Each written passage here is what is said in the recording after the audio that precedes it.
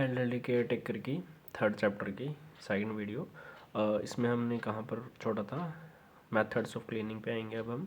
You have already read earlier in this lesson, तुम इस lesson के बारे में पहले ही पढ़ चुके हो। That dust and dirt can be removed by dusting, कि डस्टिंग मोपिंग के थ्रू आप अपनी डर्ट को ख़त्म कर सकते हो। Based on these we can describe the cleaning methods as follows, तो तुम्हें हम कुछ मेथड्स बता रहे हैं, उसको फॉलो करना। जैसे कि dusting, you are already familiar with the term dust, तुम्हें पहले ही पता है भी डस्ट मतलब क्या होता है। But how do you remove dust, तुम रिमूव कैसे करोगे। When any surface is wiped with a piece of dry cloth, duster कह रहे हैं कि तुम अगर किसी चीज़ को वाइप मतलब साफ़ करते हो with a piece of dry cloth, एक सूखे कपड़े से, it carries the loose dust with it and the process is known as dusting. तो इसी प्रोसेस को क्या बोल रहे हैं, जो उसके ऊपर लूज डस्ट मतलब कि लूज डस्ट होती है ना, कि भाई आगे गिर के तुमने कपड़ा मारा, सूखा कपड़ा, वो साफ़ होगी, तो उसको कहते हैं dusting. This should be done with a clean soft cloth, तो ये किससे करना चाहिए, साफ़ और सॉफ्ट कपड़े से करना चाहिए। ठीक है, नेक्स्ट आता है dusting with a cloth, step two do dusting.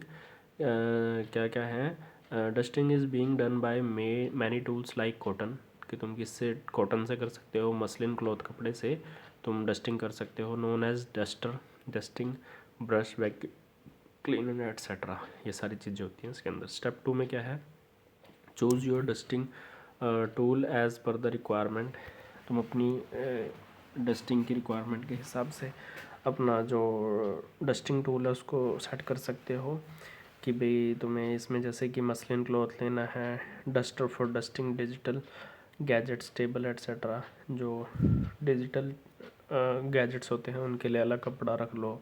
While dusting brush for cleaning computer system, fans, light bulbs etcetera, तो तुम इससे क्या ब्रश से क्लीनिंग कर सकते हो, किसकी, कंप्यूटर सिस्टम्स की, फैंस की, लाइट बल्ब एट्सेट्रा की।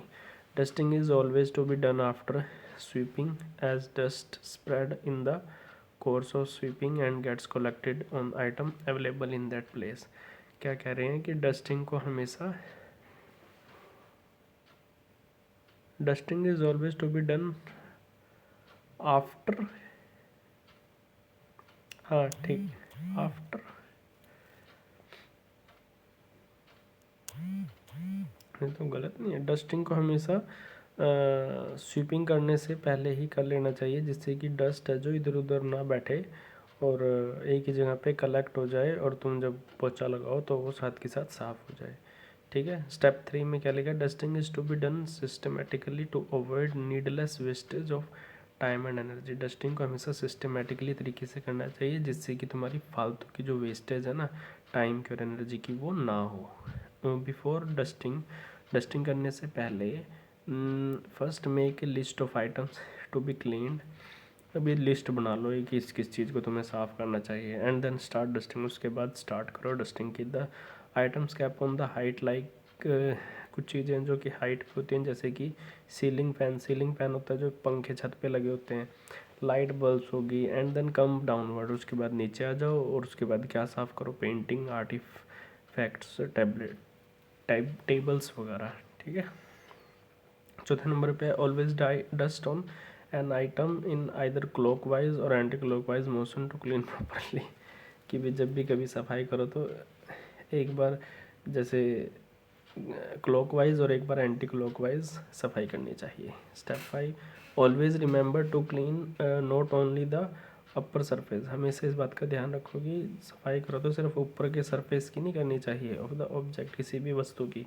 But also to clean the dust underneath, कि उसके नीचे भी उसको सफाई करनी होती है, thoroughly by moving it from its place, उसको उसकी जगह से हटाकर फिर अच्छे से साफ़ कर लो। छठे स्टेप में लिखा है ऑलवेज शेक और rinse your dusting cloth to remove the dust, हमेशा कपड़े को झाड़ लेना चाहिए डस्टिंग करने के बाद, ताकि जो उसकी एक्स्ट्रा डस्ट है वो रिमूव हो जाए। As soon as it becomes dirty, जब भी वो गंदा होता जाता है। Please do not shake the dusting cloth inside the house, कभी भी उस कपड़े को घर के अंदर ऐसे नहीं करना चाहिए, जब भी करना चाहिए तो तुम्हें जब भी वो कपड़ा गंदा हो जाए तो घर के बाहर जाके उसको ऐसे हिला देना चाहिए, कि उसकी जो एक्स्ट्रा मिट्टी है वो बाहर निकल जाए। सातवें पार्ट में क्या लिखा है, to clean the dust from the tough areas, जो टफ एरियाज है वहाँ से क्लीन करो डस्ट को, लाइक बिहाइंड द फर्नीचर, कि भाई जो फर्नीचर रखा है उसके पीछे, सीलिंग फैंस एटसेट्रा ये सारी। यूज़ ए सिंथेटिक डस्टर, एक synthetic duster low with a long handle और स्टिक, जिसमें कि बहुत ही बड़ा स्टिक लगी हो और तुम उसको आसानी से साफ़ कर सकते हो, जैसे कि दिखाया भी गया है पिक्चर नंबर 7 में। ठीक, 8वें में क्या लिखा है, use a small paint brush to remove the dust, एक स्मॉल पेंट ब्रश भी ले सकते हो रिमूव करने के लिए डस्ट को, from the nooks of a crevices of the furniture. अब ये तो पता नहीं, मतलब कोने लगा लो, फर्नीचर के छोटे छोटे कोने होते हैं ना, वहाँ नहीं साफ़ होता तो तुम इससे साफ़ कर सकते हो। Use a damp mop sweeper, तुम एक पोछा लो to clean dust from the oil painted walls, जो कि ऑयल पेंट होता है ना जिनके ऊपर, उन वॉल्स को साफ़ करने के लिए, while using a muslin cloth और synthetic brush for the other walls, और जो दूसरे वॉल्स होते हैं उस टाइम उस पर तो तुम मसलिन क्लॉथ हो गया, सिंथेटिक ब्रश वगैरह उसको यूज़ कर सकते हो, लेकिन डैम्प मॉप से तुम क्या कर सकते हो, जो ऑयल वाली दीवार होती है उसको तुम अच्छे से साफ़ कर सकते हो। जैसे ऑयल वाली दीवार वो लगा लो ना जिस पर चिकनी होती है जो। 10 नंबर पे क्या है, while cleaning non wooden furnishing use a damp cloth to wipe the dust, और जब नॉन वुडन चेयर वगैरह होती है उनको भी तुम उसी कपड़े से साफ़ कर सकते हो। ठीक है, 11 नंबर पे क्या है, while cleaning the air conditioner, जब तुम एयर कंडीशनर को साफ़ कर रहे हो तो रिमूव द एयर फिल्टर, तो उसका जो एयर फिल्टर उसको रिमूव कर देना चाहिए, and wash it thoroughly under running water, और उसको अच्छे से अंदर तक साफ़ कर लेना चाहिए जहाँ तक उसका पानी चलता है। Then let it dry before placing, और उसको लगाने से पहले उसको सुखा देना चाहिए इट बैक। ठीक है, we ought to clean the outer body of the air conditioner as well, और उसके बाद तुम्हें बाहर का जो एयर कंडीशनर है उसको भी अच्छे से साफ़ कर देना चाहिए, बाहरी परत को। 12वें नंबर ले लिखा है, as soon as you finish the entire dusting, जब तुम पूरी डस्टिंग कर लो तो the floor as well, otherwise the wall dust will be laid there, जो तुमने सफाई करी वो सारी की सारी धूल कहाँ के गिर जाएगी, नीचे फर्श पे। तो do not forget to throw the dust और डेब्रिज इन द डस्टबिन, तो इसीलिए सारी डस्ट को इकट्ठा करके डस्टबिन में डाल दो। आगे टिप्स बताइए। Always use a high quality cleaning product to clean painting, mirror, artifacts and other item. ठीक है, हाई क्वालिटी क्लीनिंग प्रोडक्ट लेने चाहिए तुम्हें ये सारी चीज़ें साफ़ करने के लिए। Always remove the stains of food and beverages from the table top as soon as you notice. क्या लिखा है, हमेशा टेबल के ऊपर जो भी वो पड़े होते हैं ना फूड के स्टेन्स, मतलब कि दाग धब्बे किसके, खाने के हो गए, बेवरेजेस तुमने खाया है उसके टेबल टॉप के ऊपर पड़े हैं तो उसको जितनी जल्दी हो सके रिमूव कर देना चाहिए, साफ़ कर देना चाहिए। Always dust the hidden surface of tables and chairs as cobwebs and dust get accumulated right here, तो जितने भी डस्ट वगैरह है वो छुपी हुई होती है उन सारों को टेबल चेयर से अच्छे से डस्ट को साफ़ कर देना चाहिए जैसे ही तुम उसको देखते हो अच्छे तरीके से। Do now not leave out the corners of the furniture while dusting, तो कभी भी कॉर्नर नहीं छोड़ने चाहिए फर्नीचर के जब तुम डस्टिंग कर रहे होते हो। To do a proper dusting of the house, तो इसीलिए प्रॉपर तरीके से डस्टिंग करो हाउस की। You need to make a dusting calendar with the details of the items, तो इसीलिए तुम्हें डस्टिंग के कैलेंडर बना लेना चाहिए कि भाई किस दिन तुम्हें सफाई करनी है।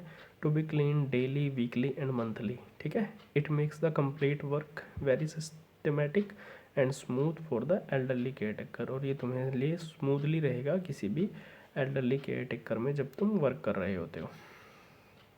Always store the dusting tools, तो इसीलिए तुम्हें डस्टिंग टूल्स वगैरह को हमेशा स्टोर करके रखना चाहिए after proper cleaning washing for subsequent use, जब उनका अच्छे तरीके से यूज़ कर लेने के बाद। ठीक है, उसको अच्छे जगह पर स्टोर कर देना चाहिए। Always use one of a kind duster brushes for exclusive areas of the house, जो तुम्हें एक ऐसा डस्ट ब्रश रखना चाहिए जो कि एक्सक्लूसिव एरियाज होते हैं घर के, उसको सफाई करने के लिए वो रखना ही चाहिए। Always put on breathing mask और tie a cloth around your nostrils and mouth earlier than sweeping, as breathing in the dirt can be dangerous for you.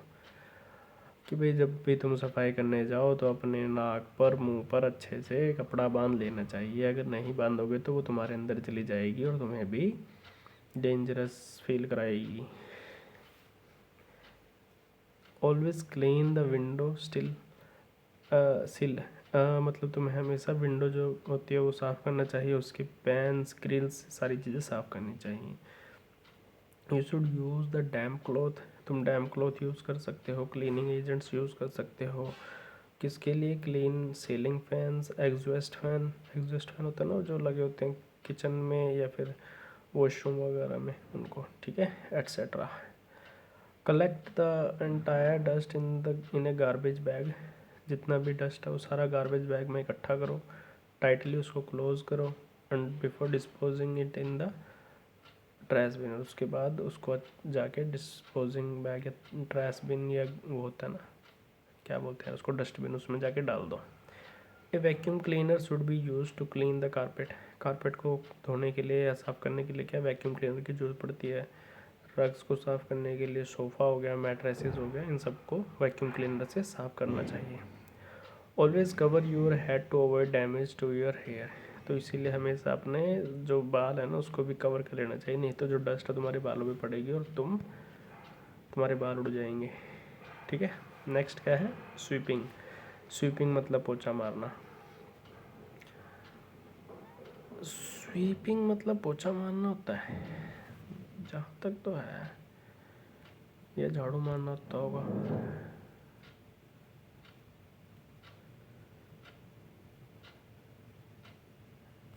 Exact meaning क्या होता है? साफ करना ही होता है बस, पोछा मारना नहीं। व्हेन ए ब्रूम मतलब होता है झाड़ू, और a brush is use to carry the dust literally along with the room, अगर तुम डस्ट को साफ़ करने के लिए तुम्हारे रूम में है डस्ट, तो उसको तुम ब्रश से साफ़ कर सकते हो। The process is known as sweeping, तो इसी प्रोसेस को क्या बोलते हैं? Sweeping. While sweeping any vertical surface like walls, you should remember to start from the top and sweep downwards.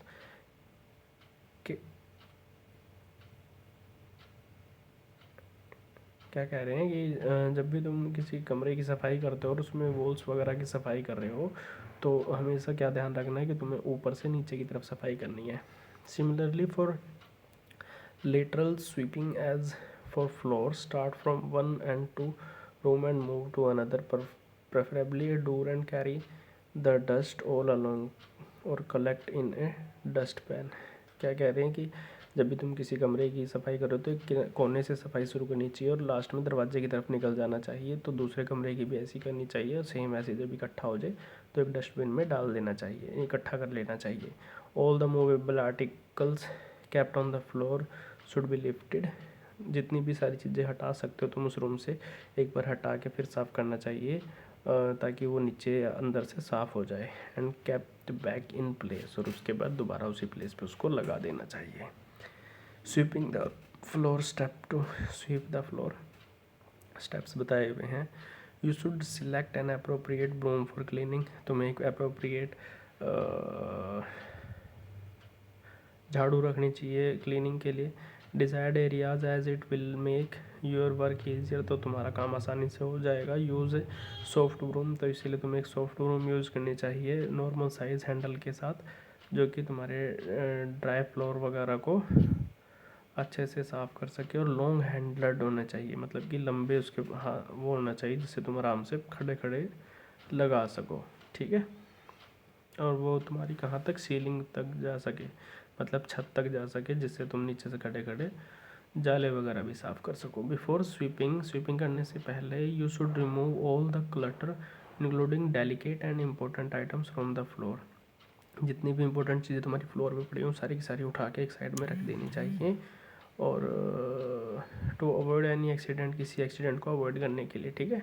It will make your task easier, तो ये तुम्हारा काम आसान कर देंगे और इसमें टाइम भी कम लगेगा।